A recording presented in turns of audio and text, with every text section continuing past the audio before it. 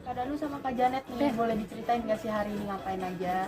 Hari ini kita lagi sibuk sibuk milih-milih karpet karena kalau dulu kan apa-apa aku ya terserah aku aja, dalam arti kan banyak ruangan tuh, ruangan ini karpetnya bisa beda, ruangan di atas bisa beda. Kalau sekarang aku bener-bener males mikir, udah ajak aja suami gitu biar bisa sharing gitu.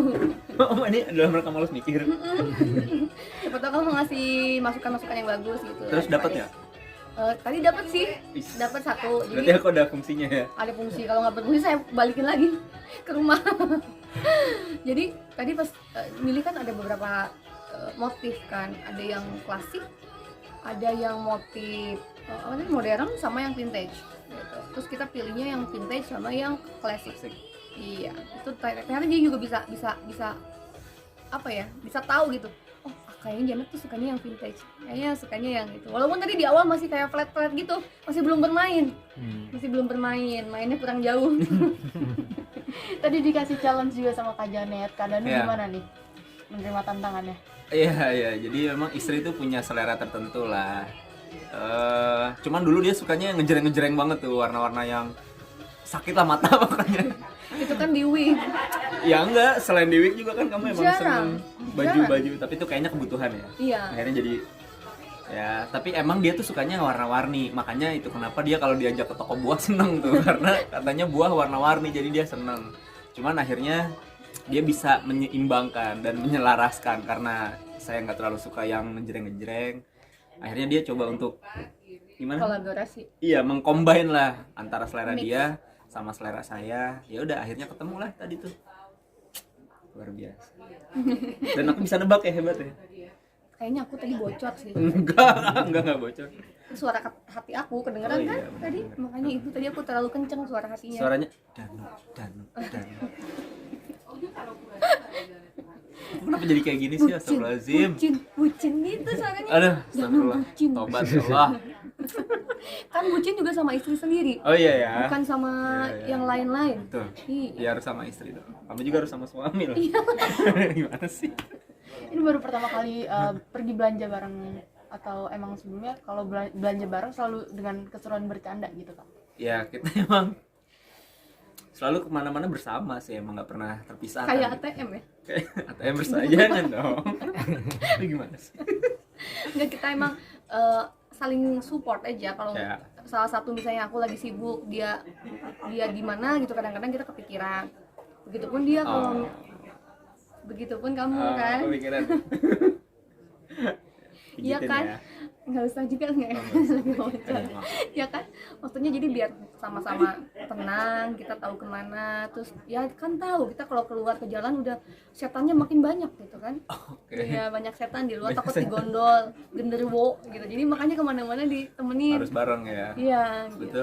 Itu untuk menanggulangi hal-hal yang tidak diinginkan ya. Betul, setuju. Iya gitu. Jadi lebih saling ngejaga aja. Siapa Iya. sih yang paling cemburuan?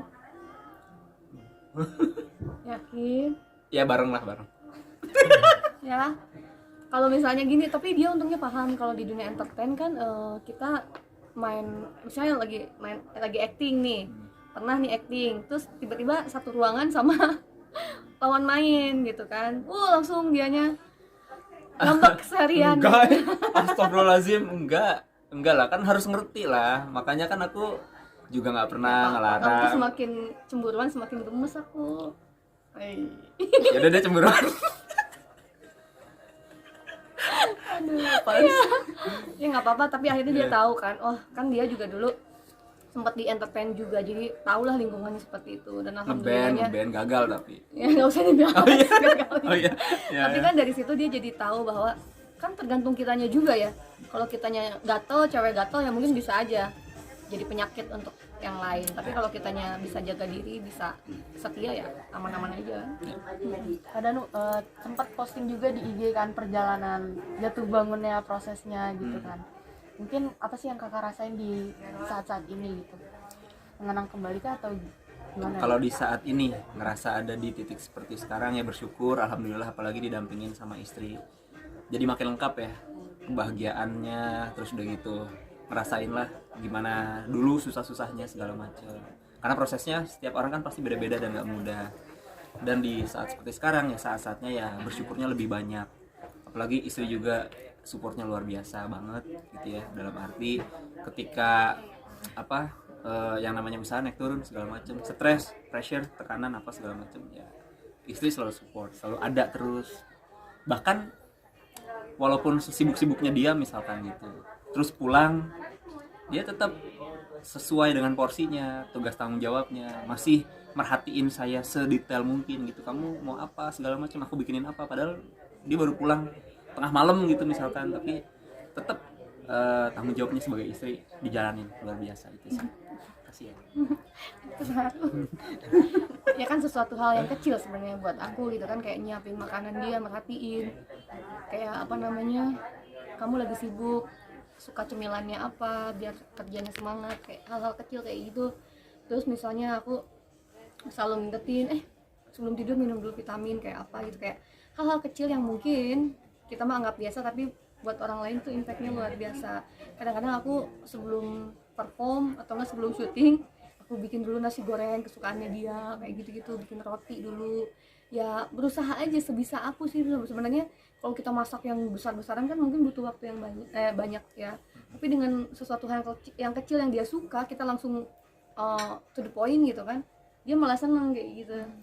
Ya nggak cuman ini doang ya, maksudnya nggak cuman pada saat dia habis kerja atau apa segala macam, saat dia ngambek pun ya, ini keren sih. Apa misal dia mau udah mau, Di saat dia ngambek, ya namanya hubungan kan pasti ada cekcok lah, wajar lah gitu, ada selisih paham, ribut-ribut pasti gitu.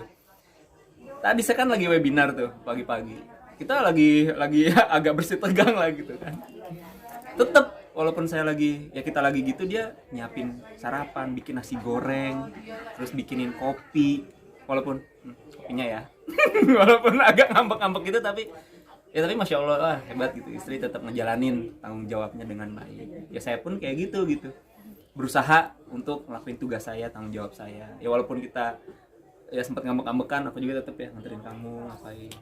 iya masa orang lagi ngambek aku mau pergi dulu, enggak aku temenin lagi mana kan ceritanya konsepnya kita lagi ngambek Nggak ada man. konsep di aku, nggak ada gitu. Aku tuh kadang-kadang bingung kalau misalnya aku lagi pengen sendiri, ya udah aku ikutin kamu lah, gimana sih? Terus kapan aku bisa ngambek, bisa tenangin dirinya gitu kan? Kamu ini yang bikin aku kesel. Terserah kamu deh mau marah sama aku, yang penting aku selalu ada di samping Yang kamu. penting kamu kelihatan di mata aku. Ini aku bingung gimana konsepnya, gimana nyiasatinnya nih, susah banget gitu kan. Jadi ini tips juga mungkin ya untuk pasangan-pasangan di luar sana, ketika ngambek biasanya kalau perempuan itu sebenarnya simple. Ketika kesalahan itu tidak diulangi lagi, kan susah ya, janji nggak ada yang bisa dipegang. Ketika laki-laki itu mau sedikit menunjukkan dia bersalah, terus memperbaiki dirinya, nggak ada yang bisa dipegang. Oke, saya janji saya akan lebih baik. Nggak bisa, cewek nggak butuh itu, cewek butuhnya bukti. Ya, eksekusinya. Tanggung jawab sebagai laki-laki di mana gitu loh. Kalau dia nggak mau kehilangan wanita yang sangat berharga gitu kan di matanya dia. Kalau memang kita udah nggak berharga, pasti kita juga ditinggalin, pasti akan seperti itu. Tapi kan gimana caranya kita memantaskan diri kita sebagai perempuan biar dihargai sama laki-laki. Kita harus punya standar sendiri. Kita pengen yang terbaik dari laki-laki, tapi kalau kita nggak ngasih yang terbaik tuh kayaknya itu omong kosong. Jadi biarkanlah laki-laki atau siapapun pasangan kita itu menyesal karena kebaikan kita. Jangan sampai menyesal gara-gara keburukan loh ya. Itu tuh emang udah jadi bekal aku lah. Aku pengen bikin pasangan kita tuh kalau ninggalin aku tuh menyesal gitu. Menyesal dengan kebaikan aku, bukan menyesal dengan keburukan aku.